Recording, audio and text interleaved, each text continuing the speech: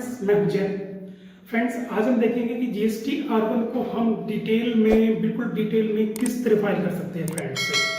Friends GST R1 को detail में समझने के लिए हम प्रैक्टिकल, एकदम बिल्कुल प्रैक्टिकल वे में समझेंगे इसको।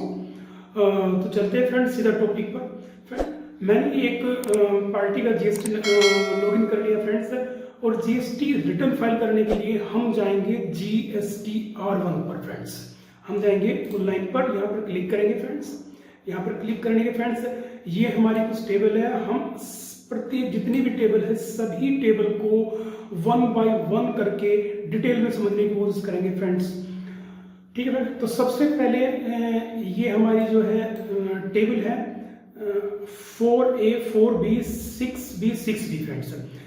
इससे पहले फ्रेंड्स मैं आपको बताना चाहूंगा कि अगर आपकी नील जीएसटी R1 है तो यहाँ पर ये चेक बॉक्स है, इस पर क्लिक कीजिए, फाइल नील जीएसटी R1 फ्रेंड्स। इस पर क्लिक करने के बाद आप फाइल स्टेटमेंट करोगे। आपको कुछ भी डालने की आवश्यकता नहीं है फ्रेंड्स, आपकी नील की जीएसटी R1 फाइल हो जाएगी। ये केवल उसी केस में करना है फ्रेंड्स जब आपकी सेल का डाटा कुछ भी ना हो फ्रेंड्स। जब आपकी सेल 0 हुई हो पूरे मंथ में और आपकी नील करना चाहते हो तो यहाँ पर नील पे क्लिक करेंगे और फाइल स्टेटमेंट करोगे, पार्टी का ओटीपी लोगे और सबमिट कर दोगे फ्रेंड्स। इस तरह आपकी नील की जीएसटी R1 हो जाएगी। लेकिन अगर आपके पास कोई डेटा है फ्रेंड्स, आपके किसी भी मंथ में, किसी भी पर्टिकुलर मंथ में कोई सेल के बिल कटे हैं फ्रेंड्स, तो आपको नील की जीएसटी R1 फाइल नहीं करनी है फ्रेंड्स। ठीक है, तो इसके बाद चलते हैं फ्रेंड्स, यहाँ पर हम पहले टेबल को खोलते हैं, टेबल नंबर 4 को ओपन करते हैं फ्रेंड्स, देखते हैं इसमें क्या है फ्रेंड्स। ठीक है, जनरली फ्रेंड्स ये वाली टेबल नंबर 4 जो होती है हमारे उन इनवॉइसेस के लिए होती है जो इनवॉइस हम एक B2B को फ्रेंड्स देते हैं, जो अपना गुड्स हमें एक रजिस्टर्ड पर्सन को देते हैं फ्रेंड्स, उसके लिए हमारी ये टेबल नंबर 4 होती है। मतलब हम टेबल नंबर 4 में उन बिल को रिकॉर्ड करते हैं जिन बिलों पर जीएसटी नंबर होता है फ्रेंड्स। ठीक है, तो चलते हैं फ्रेंड्स ऐड रिकॉर्ड में जाने के बाद फ्रेंड्स ये यहाँ पर लिखा है B2B SCZ और ये है DE एड इनवॉइस। तो फ्रेंड्स इसको देखते हैं हम क्या क्या बोलते हैं। तो इसमें डेटा डालने से पहले आपको सबसे पहले कुछ ऊपर ये दिखाई दे रहे होंगे कुछ स्टेप्स, मैं इनको समझाने की कोशिश करता हूं 1 बाय 1। सबसे पहले है डिमीट एक्सपोर्ट्स फ्रेंड्स। तो डिमीट एक्सपोर्ट्स क्या होता है फ्रेंड्स, यदि आप अपना गुड्स किसी एक्सपोर्ट ओरिएंटेड यूनिट, ठीक है friends, EOU export oriented unit को सप्लाई करते हो फ्रेंड्स, तो वो डिमीट जो है एक्सपोर्ट बन जाएगा फ्रेंड्स। तो अगर आपके केस में कोई ऐसी सप्लाई है डिमीट एक्सपोर्ट की, तो आप यहाँ पर क्लिक करोगे और उस बिल की सारी डिटेल यहाँ पर डाल दोगे फ्रेंड्स। अदरवाइज नहीं है तो इसको हम अनचेक कर देते हैं फ्रेंड्स। दूसरा है friends SCZ supply with payment और SCZ supply without payment friends. अब SCZ सप्लाई विद पेमेंट और SCZ सप्लाई विदाउट पेमेंट क्या होता है फ्रेंड्स। पहले मैं विद पेमेंट और विदाउट पेमेंट वाला फंडा समझाता हूँ फ्रेंड्स। यदि आप letter of undertaking friends furnish करते हो, LOT अगर आप फर्निश कर देते हो, फिल कर देते हो, ठीक है, तो आपको SEZ सप्लाई विदाउट पेमेंट आप जो है यहाँ पर कर सकते हो, बिल अपना माल जो बेच सकते हो। लेकिन अगर आप letter of undertaking LOT furnish नहीं करते हो तो आपको SEZ सप्लाई विद पेमेंट जो है बिल क्रिएट करना पड़ेगा, माल अपना सप्लाई करना पड़ेगा। इसमें बाद में friends SCZ supply with payment में बाद में आप रिफंड भी क्लेम कर सकते हो, उसका प्रोसीजर अलग है फ्रेंड्स, वो नेक्स्ट वीडियो में होगा फ्रेंड्स।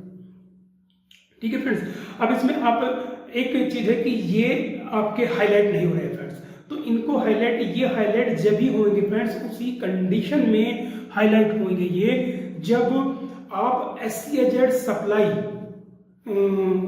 सप्लाई के कोई यहाँ पर जीएसटी नंबर डालोगे फ्रेंड्स।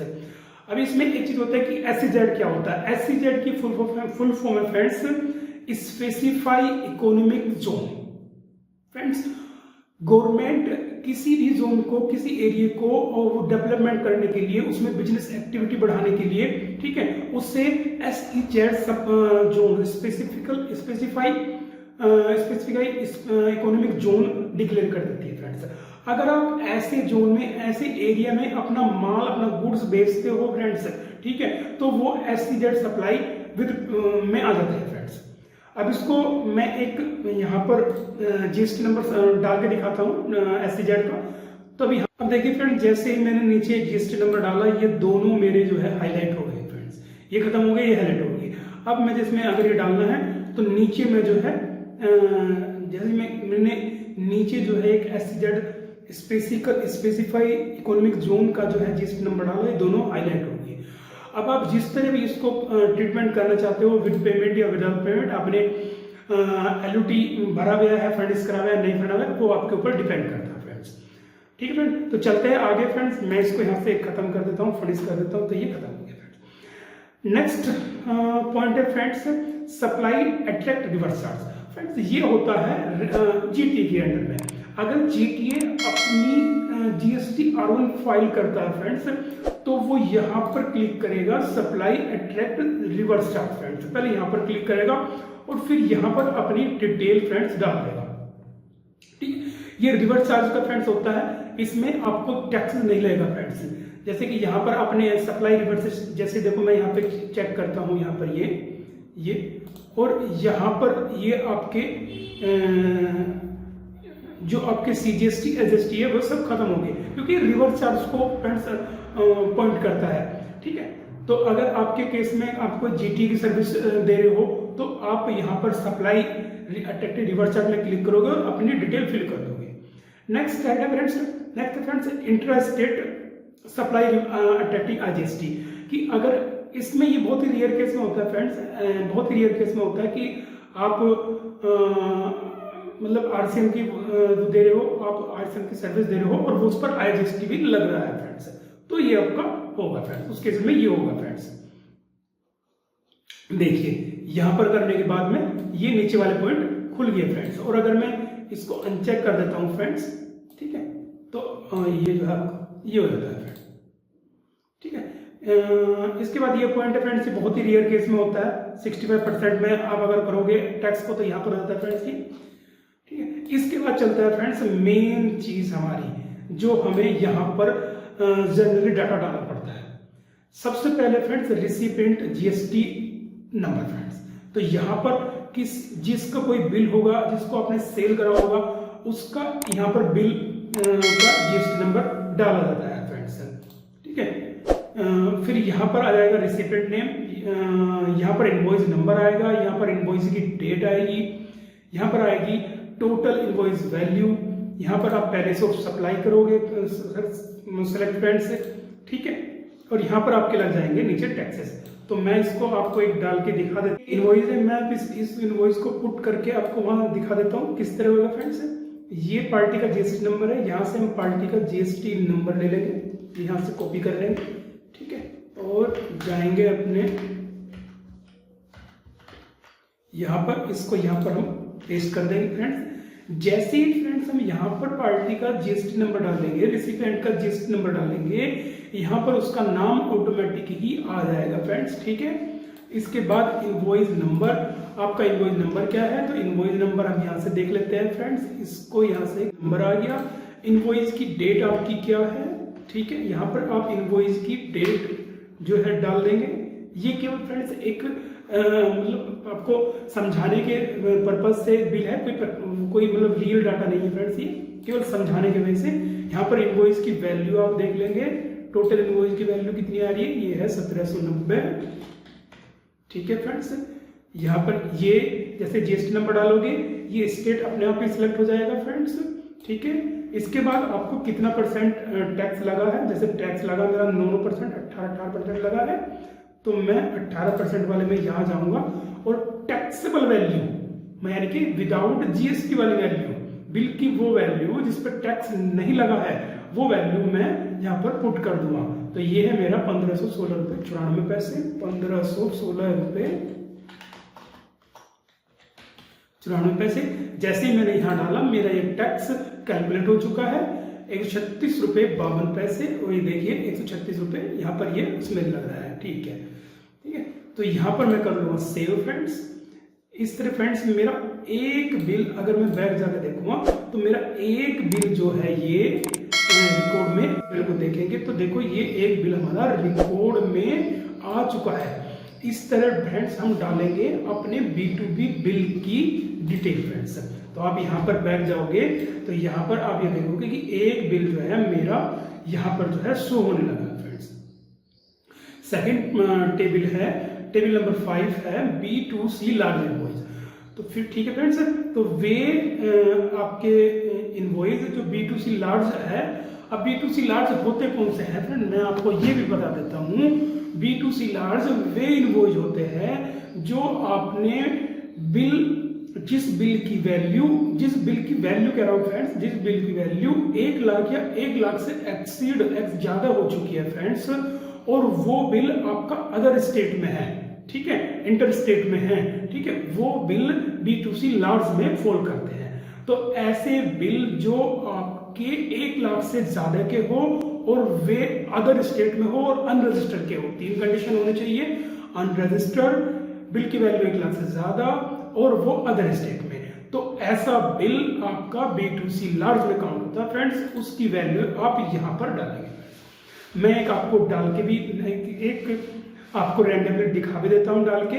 यहाँ पर जाएंगे ऐड रिकॉर्ड में, ठीक है, और आप यहाँ पर सिलेक्ट करोगे POS यानी कि प्लेस ऑफ सप्लाई, कहाँ पर आपने सप्लाई करी है। जैसे कि मैं यूपी से हूँ, मैं दिल्ली का सिलेक्ट कर लेता हूँ, इनवॉइस नंबर ले लेता हूँ, जो भी आपका इनवॉइस नंबर हो आप वो डालें, बिल की डेट डाल देता हूँ मैं, ठीक है, आपकी जो है आप वो डालें, और टोटल इनवॉइस वैल्यू जैसे कि मेरी वैल्यू है 1,20,000 रुपये, या मैं डाल देता हूँ 1,18,000 रुपये, ठीक है, मेरी बिल की वैल्यू है 1,18,000 रुपये। तो यहां पर मेरा आ जाएगा 1 लाख रुपए, ठीक है जी। तो मैं इसको डालूंगा फ्रेंड्स यहां पर, ठीक है जी। अब ये मेरा सेव हो गया है फ्रेंड्स। तो अभी आप वापस जाके देखोगे फ्रेंड्स तो मेरी 2 टेबल में डाटा फिल हो चुका है। टेबल नंबर 4 जो आप रजिस्टर पर्सन को सेल कर रहे हैं, टेबल नंबर 5 B2C लार्ज यानी कि वो ऐसा बिल जो आपने अदर स्टेट में, ठीक है, अनरजिस्टर्ड पर्सन को आपने सेल करा हो जिस बिल की वैल्यू 1 लाख से ज्यादा, ठीक है। 2 हो गए फ्रेंड्स। तीसरी हमारी टेबल होती है फ्रेंड्स 6A यानी कि एक्सपोर्ट इनवॉइस। अभी मैंने आपको यहाँ पर डीम्ड एक्सपोर्ट दिखाया था फ्रेंड्स। तो फ्रेंड्स ये डीम्ड एक्सपोर्ट अलग होता है, ठीक है, डीम्ड एक्सपोर्ट होता है फ्रेंड्स अलग, ये इंडिया के अंदर ही होता है फ्रेंड्स, ठीक है। और ये होता है एक्सपोर्ट यानी कि इंडिया से बाहर, जो अगर आप माल को सप्लाई कर रहे हो, अपने माल को सेल कर रहे हो, तो वो जाएगा फ्रेंड्स आपका एक्सपोर्ट इनवॉइस में। तो एक्सपोर्ट इनवॉइस में आप यहाँ पर इसके अंदर जाएंगे और जो भी आपकी बिल की वैल्यू होगी, इनवॉइस नंबर, इनवॉइस की डेट, पोर्ट कोड आपको मिलेगा, वो पोर्ट कोड यहाँ डालना है। फिर आएगा शिपिंग बिल नंबर या बिल ऑफ एक्सपोर्ट नंबर, वो आपको मिलेगा, ठीक है, वो आपको यहाँ डालना है, और टोटल इनवॉइस वैल्यू यहाँ पर आ जाएगी। फिर आता है आपका फ्रेंड्स ये विद पेमेंट ऑफ टैक्स और विदाउट पेमेंट ऑफ टैक्स। ये कब होता है, मैंने अभी आपको बताया है कि अगर आपने लेटर ऑफ अंडरटेकिंग, ठीक है, लेटर ऑफ अंडरटेकिंग यानी कि LUT फर्निश किया है, तो आप अपने गुड्स को without payment of tax export कर सकते हो फ्रेंड्स। और अगर आपने LUT letter of undertaking furnish नहीं किया है फ्रेंड, उस कंडीशन में आपको with payment of tax goods को सप्लाई करना पड़ेगा, ठीक है। लेकिन बाद में विद पेमेंट ऑफ टैक्स में आप टैक्स का रिफंड क्लेम कर सकते हो फ्रेंड्स, ठीक है। यहाँ पर डालने के बाद में जितने भी परसेंट में आपका जो है माल एक्सपोर्ट हो रहा है, आप वो यहाँ पर डालोगे वैल्यू और यहाँ पर कर दोगे सेव। इस तरह आपका एक्सपोर्ट का इनवॉइस जो है यहाँ पर पुट हो जाएगा, सेव हो जाएगा फ्रेंड्स। अब आता है friends B2C other invoice. B2C other में कौन सा होता है फ्रेंड्स, देखिए फ्रेंड्स B2C लार्ज हो गया, आप B2B वाले बिल आ गए यहाँ पर आपके, जो आप रजिस्टर्ड पर्सन को सेल कर रहे हो। ठीक है, B2C लार्ज सप्लाई हो गए, जो इंटर स्टेट में आप सप्लाई कर रहे हो एक अनरजिस्टर्ड पर्सन को, और जिनकी वैल्यू 1 लाख से ज्यादा हो गया। फिर इसके बाद आते हैं एक्सपोर्ट इनवॉइस, जो आपके एक्सपोर्ट इनवॉइस होते हैं वो आप यहाँ डालिएगा। अब B2C अदर आ जाएगा यहाँ पे, यानी कि B2C जो अनरजिस्टर्ड पर्सन को आप सेल कर रहे हो और जिनकी वैल्यू 1 लाख से कम है। ठीक है, वो आपकी सेम स्टेट में हो या अदर स्टेट में, अदर्स में हो, सब की वैल्यू यहाँ पर आ जाएगी। तो मैं यहाँ पर भी आपको डाल के दिखा देता हूँ फ्रेंड्स। क्लिक करेंगे, यहाँ पर ऐड रिकॉर्ड पे जाएंगे, यहाँ पर पैलेस ऑफ सप्लाई जो है आप देखोगे, आप कोई से भी देख सकते हो। जैसे कि मैं यूपी से हूं, तो मैं उत्तर प्रदेश में आपको एक डाल के दिखा देता हूं। ये मेरा उत्तर प्रदेश सिलेक्ट हो गया। जैसे कि मेरी बिल की वैल्यू थी 11,800, ठीक है जी, ठीक है, और मैं टोटल बिल की वैल्यू, सॉरी टैक्सेबल वैल्यू कह रहा है, तो मैं यहाँ रख लेता हूँ टैक्सेबल वैल्यू 10,000 रुपये। ठीक है, और ये 18% का मेरा माल है, इस पे टैक्स कलेक्ट हो गया। अगर सेस लगता नहीं, अगर सेस वाली वैल्यू है तो टैक्स का भी कलेक्ट हो जाएगा फ्रेंड। तो इसको सेव कर लेते हैं फ्रेंड्स।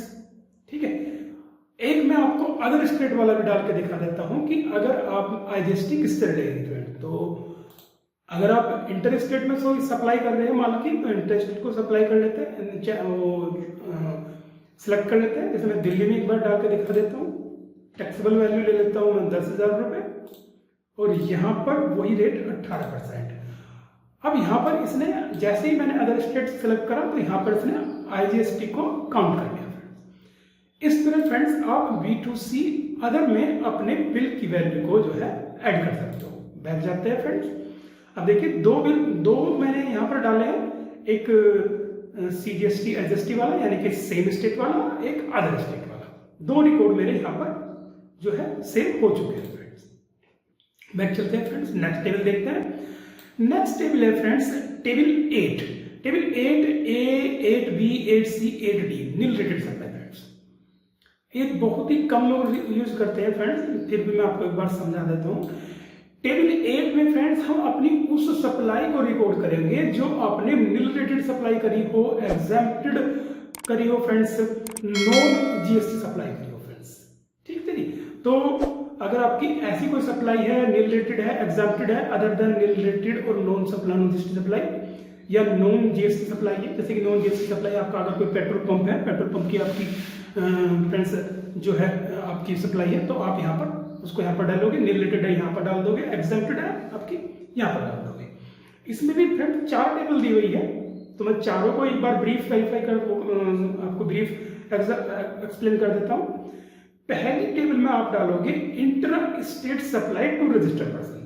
तो इंट्रा स्टेट सप्लाई यानी कि अगर आप अपने सेम स्टेट में, यानी कि जिस स्टेट में आपका GST नंबर रजिस्टर्ड है, जिस स्टेट से आप गुड सप्लाई कर रहे हो, अगर उसी स्टेट में सेम स्टेट में एक रजिस्टर्ड पर्सन को, यानी कि ऐसे सप्लायर को जिस पे GST नंबर है, उस पे अगर कोई आप नील रेटेड की, ठीक है, या आपकी नॉन GST सप्लाई या एग्जेम्प्ट सप्लाई करते हो, तो वो यहाँ पर आ जाएगी, इस फिगर में आ जाएगी फ्रेंड्स। ठीक है, जैसे कि मैं सपोज को यहाँ डाल देता हूँ कि मैं अगर intra state supply registered person को करता हूँ, तो सपोज करो मेरी 500 रुपये है, तो मैं यहाँ पर ऐड करूँगा फ्रेंड्स। ठीक है जी, और मैं केवल ये सब कुछ आपको एक एग्जाम्पल है, कोई रियल डाटा नहीं, आपको एग्जाम्पल समझाने की वजह से कर रहा हूँ फ्रेंड्स। ठीक है, सेकंड है अगर आप intra state supply unregistered person को करते हो फ्रेंड्स, यानी कि सेम स्टेट में कोई अनरजिस्टर्ड पर्सन को आप यहाँ पर डालते हो, कोई नॉन नील रेटेड सप्लाई करते हो, तो वो यहाँ पर आ जाएगी फ्रेंड्स। और अब जो ये पहली 2 टेबल है फ्रेंड्स, ये आपके सेम स्टेट के लिए है, और ये जो दूसरी नीचे की 2 टेबल है, टेबल नंबर 3, टेबल नंबर 4, ये आपके अदर स्टेट के लिए है कि अगर आप अदर स्टेट में कोई सप्लाई नील रेटेड की कर रहे हो। तो ये पहला है intra state supply to registered person. अगर आप अपने स्टेट से बाहर किसी रजिस्टर्ड पर्सन को नील रेटेड की सप्लाई कर रहे हो, तो फ्रेंड्स वो यहाँ पर आप पुट करोगे। ठीक है, और अगर आप अदर स्टेट में एक अनरजिस्टर्ड पर्सन को सप्लाई कर रहे हो तो वो यहाँ पर आप सप्लाई करो। इस तरह फ्रेंड्स यहाँ पर जो है रिकॉर्ड डाले जाते हैं, तो इसको सेव कर। अब ये आपकी हमारे टेबल चार टेबल हम जो समझ चुके फ्रेंड्स, ये हमारे 4 टेबल हो चुकी है। अब टेबल नंबर 9 महत्वपूर्ण टेबल है, table number 9B। Table number 9B होता है क्रेडिट और डेबिट नोट। आपके जो डेबिट नोट क्रेडिट नोट होते हैं, रजिस्टर्ड पर्सन को अगर कोई डेबिट नोट क्रेडिट नोट होते हैं तो वो आप यहाँ पर डालोगे फ्रेंड्स, ठीक है। जैसे कि मैं आपको इसमें भी डाटा में रिकॉर्ड कर देता हूँ। ये फ्रेंड्स जो हमारा जो है टेबल खुल जाएगी। यहाँ पर जिस पार्टी के अगेंस्ट आप क्रेडिट नोट इशू करोगे तो वो यहाँ पर आप पुट करोगे, ठीक है। मैं इसको भी एक आपको डाल के दिखा देता हूँ। जैसे एक ये बिल है, इसी को ले लेते हैं फ्रेंड्स, ये बिल नंबर है, इसको कॉपी करते हैं। यहाँ पर हम जिस पार्टी के अगेंस्ट हमने क्रेडिट नोट इशू करा है उसका जीएसटी नंबर यहाँ पर डालेंगे फ्रेंड्स। ये सारी आगे की डिटेल अपने आप ले लेगा। यहाँ पर डेबिट नोट या क्रेडिट नोट नंबर डालेंगे फ्रेंड्स, ठीक है। तो यहाँ हमने ऐसे रेंडमली डाल दिया है फ्रेंड्स। क्रेडिट नोट और डेबिट नोट की डेट डालेंगे फ्रेंड्स, ठीक है। और ये जो है हम डाल देते हैं फ्रेंड्स, ठीक है। और यहाँ पर नोट टाइप, अब ये क्रेडिट नोट और डेबिट नोट फ्रेंड्स, मैं क्रेडिट नोट किस लिए बता रहा हूँ। अच्छा, क्रेडिट नोट और debit note friends, credit note बनता है सेल के रिगार्डिंग फ्रेंड्स, और डेबिट नोट बनता है परचेज के रिगार्डिंग। लेकिन आप हमेशा वही डेबिट नोट और क्रेडिट नोट डालेंगे फ्रेंड्स जो आप सेल में यूज करते हो फ्रेंड्स, सेल को कम करते हो अपनी, तभी यहाँ पे पुट करोगे। अगर परचेज के रिगार्डिंग आप डेबिट नोट और जो है क्रेडिट नोट इशू करते हैं तो फ्रेंड्स वो यहाँ पर नहीं डालोगे फ्रेंड्स, ठीक है। और नोट की वैल्यू, यानी कि जितना भी आपका ये क्रेडिट नोट बना है उसकी वैल्यू, जैसे कि अभी हमने पीछे डाली थी, वो डाल देते हैं फ्रेंड्स। ये आ जाएगी हमारी 1790, ठीक है। ये POS यानी कि पैलेस ऑफ सप्लाई अपने आप सेट कर लेगा जीएसटी नंबर से। नीचे जाएंगे, जितने परसेंट पे आपका क्रेडिट नोट बना है आप उसकी वैल्यू यहाँ डालेंगे, जैसे कि 1516.94, ठीक है। ये मैंने ये वाले डाल दी फ्रेंड्स वैल्यू, ठीक है जी। और इसको सेव कर लेंगे। इस तरह फ्रेंड्स हमारी क्रेडिट नोट में भी एक वैल्यू, देखिए यहाँ पर जो है ये एक वैल्यू जो है यहाँ पर ये आ गई है फ्रेंड्स, एक वैल्यू जो हमारे पास में आ गई है फ्रेंड्स, ठीक है जी। ये वैल्यू हमारे पास में यहाँ पर भी आ गई है। अब है ये क्रेडिट नोट अनरजिस्टर्ड पर्सन 9 कि अगर आप क्रेडिट नोट एक अनरजिस्टर्ड पर्सन को इशू करते हो तो वो यहाँ पर डालेंगे फ्रेंड्स। जैसे मैं भी इसमें भी एक एग्जांपल डाल देता हूँ फ्रेंड, दिखा देता हूँ आपको। इसमें जाएंगे, ऐड रिकॉर्ड में जाएंगे। ऐड रिकॉर्ड में जाने के बाद में देखिए ये B2CL लार्ज है, ठीक है, विद पेमेंट है और ये विदाउट पेमेंट है। जब B2CL में हम जो यहाँ कर लेते हैं, डेबिट नोट नंबर लिख लेते हैं, ठीक है जी। और यहाँ पर हम ये डेट डाल देते हैं, जो भी आपकी डेट हो आप वो डालना। मैं केवल आपको ये उसके पर्पज से दिखा रहा हूँ। और यहाँ पर डालेंगे हम नोट की वैल्यू, जैसे हम डाल देते हैं 11,800। नोट टाइप क्रेडिट नोट डाल देते हैं। पैलेस हम डाल देते हैं दिल्ली, ठीक है जी। और यहाँ पर हम डाल देते हैं 18% में 10,000 रुपये, ठीक है। तो हमने जो भी अपना B2C लार्ज का इसमें जो ये बना, हमने जजमेंट एक रैंडमली फिगर केवल आपको दिखाने की वजह से, समझाने की वजह से डाल रहा हूँ फ्रेंड्स। ये देखिए फ्रेंड्स, एक वैल्यू हमारी यहाँ पर B2C में ये क्रेडिट नोट में आ गई है friends. Credit debit note unregistered person. एक ही जो मैं आपको बताता हूँ, जो ये टेबल नंबर 9 है, credit note debit note unregistered person, ये B2C लार्ज के अगेंस्ट में ही बनेगा फ्रेंड्स। अगर आप B2C लार्ज के अगेंस्ट में कोई जो है ये यहाँ पर वो कर रहे हो तो उसके अगेंस्ट उसके रिगार्डिंग में ही बनेगा फ्रेंड्स ये, ठीक है जी। अब टेबल नंबर 9 आती है आपकी, टेबल नंबर 11 आती है advance tax liability advance receipt. यदि आप किसी सर्विस के लिए ध्यान से सुनना फ्रेंड्स, यदि आप किसी सर्विस के लिए एडवांस रिसीव्ड करते हो फ्रेंड्स किस भी मंथ में, तो आपको उस रिसीव्ड की हुई अमाउंट पर उसी मंथ में, जिस मंथ में आपने अमाउंट को रिसीव करा है, उसमें आपको एडवांस के ऊपर टैक्स पे करना पड़ेगा। एक चीज और मैं आपको बताना चाहूंगा फ्रेंड्स, जो हम ये advance tax liability advance receivable option है, ये केवल सर्विस के केस में है। गुड्स के केस में अगर आपको एडवांस रिसीव होता है, उस केस में आप ऐसा नहीं करोगे फ्रेंड्स।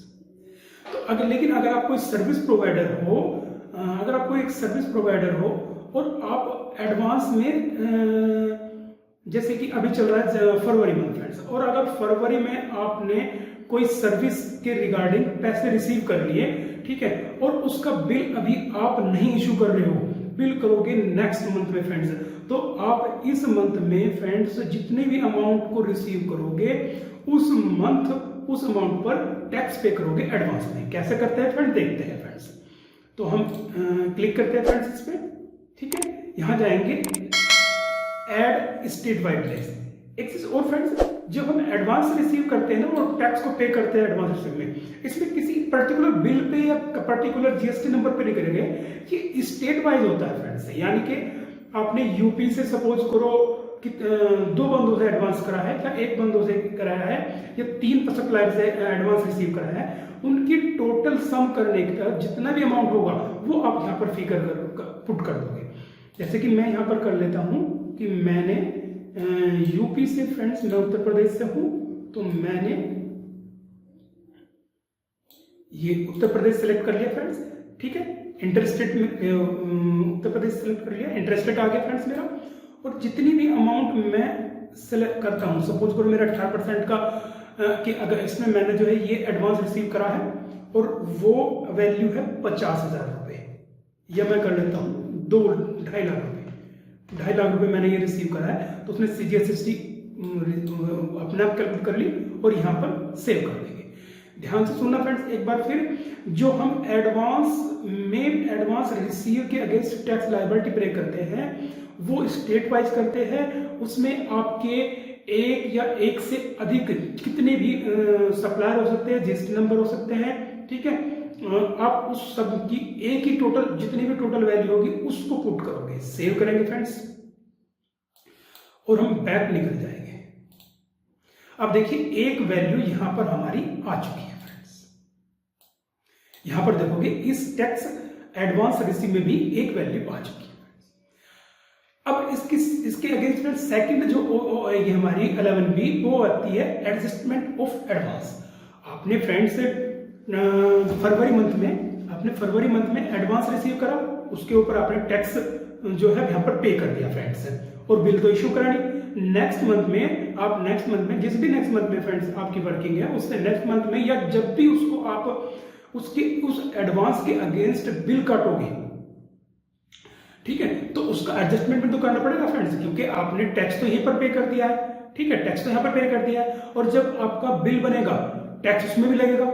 जब उसमें टैक्स लगेगा तो फ्रेंड्स अगर वो रजिस्टर्ड पर्सन है तो वो टेबल नंबर 4 में आएगा, ठीक है, आप उसको टेबल नंबर 4 में बिल्कुल दिखाओगे। लेकिन जितना भी टेबल नंबर 4 में आप दिखाओगे उसकी वैल्यू को आप टेबल नंबर 11 में भी दिखाओगे फ्रेंड्स, ठीक है। मान के चलते हैं कि इसमें क्लिक करते हैं फ्रेंड्स, और यहां पर ऐड स्टेट वाइज में करते हैं, फिर पीओ सेलेक्ट करेंगे, और ठीक है, मैंने जो एग्जाम्पल लिया था मैं उसका सेलेक्ट कर लेता हूं। ये मान के चलिए कि मेरा उत्तर प्रदेश सेलेक्ट था, और मैंने यहां पर ये 2.5 लाख रुपए मैं दिखा देता हूं कि 2.5 लाख के बिल के मैंने एडजस्टमेंट कर दिया। ये चीज ध्यान से रखना फ्रेंड्स, मैं जो ये फिगर दिखा रहा हूं केवल रैंडमली है, और जो आपको दिखा रहा हूं ये समझाने के पर्पज से दिखा रहा हूं। टैक्स का लायबिलिटी आप एक मंथ में करोगे, और एडवांस इसका जो एडजस्टमेंट है वो जब करोगे जब आपके बिल बनेंगे। मैं केवल आपको सेम मंथ में इसलिए करके दिखा रहा हूं ताकि मैं आपको ये चीज समझा सकूं। या मान के चलिए मैं 2.5 लाख नहीं, मैंने यहाँ पर 2 लाख रुपए का जो मेरा पिछला एडवांस था पिछले मंथ का, यहाँ पर जो मैंने यहाँ पर दिखा दिया। यहाँ पर देखो ये एक हमारी फिगर जो है यहाँ पर आ चुकी है। एक चीज और फिगर है फ्रेंड, एक चीज और मैं आपको बताना चाहूंगा, जितनी आप यहाँ पर अमाउंट डालोगे और वो रजिस्टर्ड पर्सन को है फ्रेंड्स, तो वो अमाउंट आपको यहाँ पर डाली हुई है। ऐसा मत कमेंट करना कि आपने ऊपर ये अमाउंट नहीं डाली है, मैंने केवल आपको ये समझाने के पर्पज से दिखा रहा हूँ फ्रेंड्स, ठीक है। अगर आपके केस में एडवांस का एडजस्टमेंट होता है तो आप यहाँ पर तो वैल्यू डालोगे फ्रेंड्स, आप यहाँ पर भी बाकायदा उसको ऐड रिकॉर्ड करोगे, ठीक है। जीएसटी नंबर डालोगे, जितने भी इनवॉइस आपके 2, 4, 6 सबको डालोगे फ्रेंड्स, यहाँ पर पुट करोगे। फिर जो टोटल आएगा उस टोटल को एडजस्ट करोगे टेबल नंबर अलग में फ्रेंड्स, ठीक है जी। चलते हैं टेबल नंबर 12 में फ्रेंड्स। नेक्स्ट टेबल है, तो ये टेबल नंबर 12 आ गई फ्रेंड्स हमारी एचएसएन की। एचएसएन में फ्रेंड्स होते हैं दो पॉइंट, B2B सप्लाई और B2C सप्लाई। यानी कि B2B सप्लाई फ्रेंड्स वे है कि आपके जो रजिस्टर्ड पर्सन को आप सेल कर रहे हो वो B2B सप्लाई में आ गया, और जो B2C सप्लाई को कर रहे हो यानी कि अनरजिस्टर्ड पर्सन को कर रहे हो वो यहाँ पर आ जाएगा। तो मैं आपको ये एक, जैसे कि सपोज करो मैं आपको एक ये दिखा देता हूँ, ऐसी रेंडरली मैंने डाला है, ठीक है। ये मैं डाल देता हूँ, ठीक है जी। आपको यहाँ पे सेलेक्ट करना है कि आपकी ये क्वांटिटी में कितने में, मैं मान के चलता हूँ ये पीसेस में है, क्वांटिटी मान के चलता हूँ मेरी एक ही केवल, टैक्सेबल वैल्यू मान के चलता हूँ कि मेरी 5,000 रुपये है, ठीक है। और ये मेरी 18% में है, और ये IGST 0 है फ्रेंड्स, और इस पे टैक्सेबल वैल्यू लगी मेरी 900 और 900, ठीक है फ्रेंड। ये केवल एक समझाने के पर्पज से है फ्रेंड्स, ये कोई पर्सनल डाटा नहीं है, कोई ओरिजिनल डाटा नहीं है, केवल समझाने के पर्पज से है। एचएसएन में आप वही डालना जो आपकी एचएसएन समरी कह रही हो फ्रेंड्स, ठीक है जी। तो ये यहाँ पर इस तरह ऐड को रिकॉर्ड कर लेंगे और ये हमारा एक वैल्यू यहाँ पर आ जाएगी। इसी तरह अगर B2C में आपने सप्लाई करी है तो B2C भी फ्रेंड्स आप वैल्यू को रिकॉर्ड कर लोगे फ्रेंड्स। बैक चलते हैं फ्रेंड्स, तो देखिए यहाँ पर भी एक वैल्यू हमारी रिकॉर्ड हो चुकी है। अब टेबल नंबर 13 फॉल करती है फ्रेंड्स डॉक्यूमेंट इशू। आपने डॉक्यूमेंट कहाँ से कहाँ तक इशू करोगे, तो इसमें जाएंगे फ्रेंड्स, ऐड रिकॉर्ड में जाएंगे। मैं मान के चलता हूं कि मेरा 122 से लेकर और 125 तक कटे हैं, और टोटल नंबर हो गया आपके 4, 22, 23, 24, 25, और इसमें एक कैंसिल है। तो आपको ऐसे डालना है कि जिस मंथ की आप रिटर्न फाइल कर रहे हो उस मंथ में कहां से आपने बिल नंबर, इनवॉइस नंबर शुरू करे और कहां तक आपने बनाए फ्रेंड्स, टोटल बिल कितने हुए और उस पूरे मंथ में कितने बिल आपके कैंसिल है। अगर कैंसिल है तो डालिए, नहीं है तो नहीं डालिए, बाकी ये अपने आप जो है रिकॉर्ड कर देगा, ठीक है। और नीचे जाके कर देंगे फ्रेंड्स इसको सेव, ठीक है जी। इसके अलावा इसमें और भी है फ्रेंड्स, जैसे कि अनरजिस्टर्ड पर्सन को है, ये डेबिट नोट क्रेडिट नोट वाले हैं, तो जिसमें आप फॉल कर सकते हो फ्रेंड्स, आप उसमें डाल सकते हैं फ्रेंड्स, ठीक है। मैंने आपको एक एग्जाम्पल बता दिया कि आप किस तरह इसमें रिकॉर्ड को सेव करोगे फ्रेंड्स। तो यहां जाएंगे, ये बैठ जाएंगे।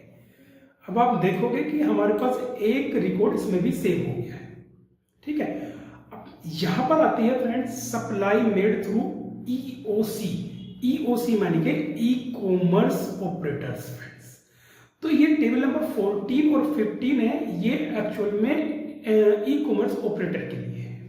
मैं ब्रीफ में समझा देता हूं फ्रेंड्स, क्योंकि इसमें वीडियो काफी लंबी हो जाएगी। टेबल नंबर 14 में भी दो पार्ट होते हैं फ्रेंड्स, जो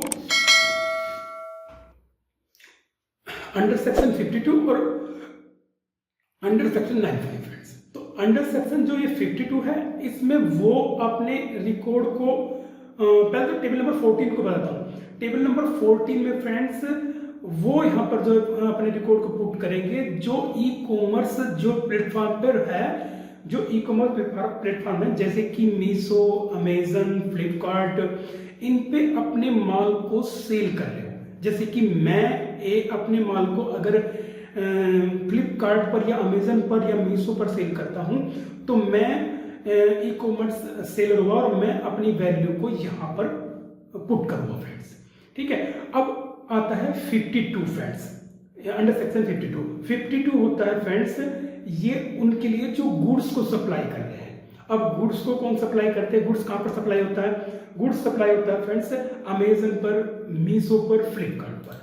तो अगर कोई ऐसा बंदा है, ऐसा मतलब जो है ई कॉमर्स ऑपरेटर और सेलर है, तो वो 52 में जाएगा, एड रिकॉर्ड जाएगा और अपना जीएसटी नंबर डालेगा, ठीक है, और अपनी सारी वैल्यू यहाँ पर पुट कर देगा फ्रेंड्स, ठीक है। एक चीज और फ्रेंड्स, यहाँ पर जो आपको डालनी है, यहाँ पर आपको ई कॉमर्स ऑपरेटर का, ई कॉमर्स जो ऑपरेटर है, जैसे कि सपोज करो आपने मीशो पर सप्लाई करा, तो जो मीशो का जीएसटी नंबर होगा, ठीक है, मीशो का टीडीएस और टीसीएस डिडक्ट करने वाला जो आपका जीएसटी नंबर है वो यहाँ पर पुट करोगे। फिर पूरे मंथ में आपने कितने बिल, सपोज करो यहाँ पे कोई मतलब ऐसा नहीं डलेगा, बिल वाइज नहीं डलेगी, बिल वाइज तो आप पूरे उसमें डालोगे। यहाँ पर तो आपको केवल वो वैल्यू डालनी है जो आपने पूरे महीने में एक ई कॉमर्स प्लेटफॉर्म पर सेल करी है, उसकी टोटल समरी यहाँ पर डालनी है। मान के चले कि आपने मीशो पर पूरे महीने में 10 बिल या 2 बिल सेलेक्ट करे हैं, तो 2 बिल की वैल्यू होगी 10,000 रुपए, तो यहाँ पर आप 10,000 डालोगे और उस पर जो टैक्स लग रहा है वो डालोगे, बिल वाइज डिटेल नहीं डालेगी फ्रेंड्स, ठीक है। चलते हैं, अब मैं थोड़ा सा ब्रीफ में ये बता देता हूँ। टेबल नंबर लायबल टू पे अंडर सेक्शन 95, अंडर सेक्शन 95 वाले फ्रेंड्स का कौन होते हैं, जो सर्विस सप्लाई करते हैं, और सर्विस में भी स्पेसिफाइड सर्विस है, जैसे जोमेटो हो गया, स्विगी हो गया, इसमें भी स्पेसिफाइड सर्विस अगर कोई सप्लाई हो रही है तो वो यहाँ पर डालेंगे फ्रेंड्स, ठीक है फ्रेंड। ऐड रिकॉर्ड करोगे और यहाँ पर अपना जीएसटी नंबर डाल के सप्लाई डालोगे और ये और अदर डिटेल सारे जो है फिल कर दोगे फ्रेंड्स, ठीक है फ्रेंड्स। बैक चलते हैं, बैक चलने के बाद अब टेबल नंबर 15, टेबल नंबर 15 आती है फ्रेंड्स ई कॉमर्स ऑपरेटर के लिए, यानी कि ई कॉमर्स सेलर नहीं फ्रेंड्स, ई कॉमर्स ऑपरेटर। जो ई कॉमर्स ऑपरेटर होंगे वो यहाँ पर अपनी वैल्यू को पुट करोगे फ्रेंड्स, ठीक है, कि उसने रजिस्टर्ड पर्सन से कितने लिए सेल करी वो लिया है, ये सब चीज एक ई कॉमर्स ऑपरेटर के लिए है। नेक्स्ट चलता है फ्रेंड्स, ये यहाँ तक जनरली यहाँ तक जो है जीएसटी रिटर्न फाइल करने के लिए सारी टेबल फिल हो गई फ्रेंड्स। इसके बाद ही फ्रेंड्स मैं आपको नीचे समझा देता हूँ, नीचे ये कुछ अमेंडमेंट की वो है, मैं आपको बता देता हूँ। पहली है अमेंडमेंट B2B इनवॉइस 9 है B2B अमेंडमेंट। अब ये किसको फॉलो करता है फ्रेंड्स, ये 9A आपको करता है, देखो 4 टेबल नंबर 4 में अगर कोई आप डेटा डाल रहे हो फ्रेंड्स और उस बिल में कोई आप अमेंड करना चाहते हो तो उसको रिपोर्ट करोगे अमेंडमेंट B2B इनवॉइस 9A में फ्रेंड्स, ठीक है। यहाँ पर आप डालोगे, यहाँ पर इनवॉइस नंबर सेलेक्ट कर लोगे, ठीक है, और जैसे ही इनवॉइस सेलेक्ट करोगे अमेंड रिकॉर्ड में करोगे, ये सारा अमेंडमेंट में हो जाएगा। मैं आपको करके दिखा देता हूँ फ्रेंड्स, एक चीज आपको बिल नंबर डाल के मैं दिखा देता हूँ। जैसे कि ये बिल नंबर है और मैं जैसे इस बिल को यहाँ पर डाल देता हूँ और यहाँ पर अमेंड रिकॉर्ड में डाल देता हूँ, तो मेरे पास जो मैंने इनवॉइस यहाँ पर पुट करा है उसकी सारी वैल्यू मेरे पास यहाँ पर आ चुकी है। अब इसमें मैं क्या अमेंडमेंट करना चाहता हूँ, क्या बदलाव करना चाहता हूँ, जीएसटी नंबर बदलाव करना चाहता हूँ, इनवॉइस नंबर बदलाव करना चाहता हूँ, बिल की डेट बदलाव करना चाहता हूँ, ठीक है, या टैक्स या इनवॉइस वैल्यू या टैक्सेबल वैल्यू बदलाव करना चाहता हूँ। तो जो भी आप इसमें अमेंड करना चाहते हो उस चीज को आप यहाँ पर अमेंड कर सकते हो फ्रेंड्स। बैक चलते हैं फ्रेंड्स, मैं यहाँ पर आपको करूँगा नहीं, बस आपको दिख रहा है। दूसरी टेबल यहाँ पर आ जाएगी अमेंडमेंट B2C लार्ज। अगर आपने B2C लार्ज में कोई अमेंडमेंट करना चाहते हो फ्रेंड तो यहाँ पर करोगे, बिल इनवॉइस नंबर डालोगे, इनवॉइस नंबर जैसे यहाँ पर आएगा नहीं है, अभी आएगा नहीं है क्योंकि B2C लार्ज है नहीं फ्रेंड्स। तो अगर आपने कोई B2C लार्ज में इनवॉइस काटा है, बनाया है, तो उस इनवॉइस को यहाँ पर अमेंड डालोगे फ्रेंड्स और यहाँ पर अमेंड कर दोगे फ्रेंड्स आप, ठीक है। तीसरी यहाँ पे इनवॉइस आती है एक्सपोर्ट। अब ये B2C लार्ज किसको फॉलो करेगा फ्रेंड्स, पहली टेबल में फ्रेंड्स 9A में अगर आप जो डाटा टेबल नंबर 4 में डाल रहे हो और उसमें अमेंडमेंट करना है तो आप रिकॉर्ड करोगे 9A को फ्रेंड्स, ठीक है। और अगर आप B2C लार्ज टेबल नंबर 5 में कोई आप टेबल नंबर 5 में किसी डाटा में आप जो है उसमें अमेंडमेंट करना चाहते हो तो अमेंडमेंट कहाँ होगा फ्रेंड्स, ये यहाँ पर 9A B2C लार्ज में फ्रेंड्स। अगर आपके केस में कोई एक्सपोर्ट इनवॉइस में कोई जो आप अमेंडमेंट करना चाहते हो तो आएगा 9A अमेंडमेंट इनवॉइस में, अमेंडमेंट एक्सपोर्ट इनवॉइस में फ्रेंड्स। अगर आपने कोई एक्सपोर्ट सप्लाई करी है और उसमें आप कोई अमेंडमेंट कोई बदलाव करना चाहते हो तो यहाँ पर जाकर आप यहाँ पर बिल नंबर दोगे और उसको अमेंड कर सकते हो फ्रेंड्स। ठीक है जी। नेक्स्ट टेबल समझ लेते हैं फ्रेंड्स, अमेंडमेंट क्रेडिट नोट और डेबिट नोट। अगर किसी आप क्रेडिट नोट और डेबिट नोट में फ्रेंड्स जो है करना चाहते हो, जैसे कि 9B में आपने कोई जो है डाटा डाला है, amendment credit note debit note registered person. अगर आपने किसी रजिस्टर्ड पर्सन को कोई क्रेडिट नोट इशू किया है, ठीक है, जिसकी एंट्री करी आपने टेबल 9B में, तो उसका जो है आप अमेंडमेंट करोगे 9C में फ्रेंड्स। यहाँ पर जाओगे, बिल की आप क्रेडिट नोट डेबिट नोट की यहाँ पर credit note debit note number दोगे और अमेंड कर दोगे फ्रेंड्स। फिर यदि आप किसी अनरजिस्टर्ड पर्सन को आपने क्रेडिट नोट इशू करा है तो यहाँ पर amendment credit note debit note में यहाँ पर अनरजिस्टर्ड में आप अमेंडमेंट कर दोगे। फिर टेबल नंबर 10 है फ्रेंड्स, यदि आपने B2C लार्ज कौन सा, B2C अदर में, B2C अदर फ्रेंड्स ये, अगर इसमें कोई वैल्यू डाली है आपने और उसमें अमेंडमेंट करना चाहते हो तो उसका अमेंडमेंट होगा friend table number 10, amendment B2C other में। ठीक है जी। Table number 11A, amendment tax liability advance received. जैसे कि अभी मैंने आपको एडवांस रिसीव्ड वाला ऑप्शन बताया था, टेबल नंबर 11A, यहाँ पे आपने कोई एडवांस रिसीव कर लिया है, वो एडवांस रिसीव करने में आपसे कोई मिस्टेक हो गई है, ठीक है, उसमें अमेंडमेंट करना चाहते हो तो इसका अमेंडमेंट होगा table number 11A, amendment tax liability advance receive में। आगे चलते हैं friend, 11B, amendment of adjustment of advance.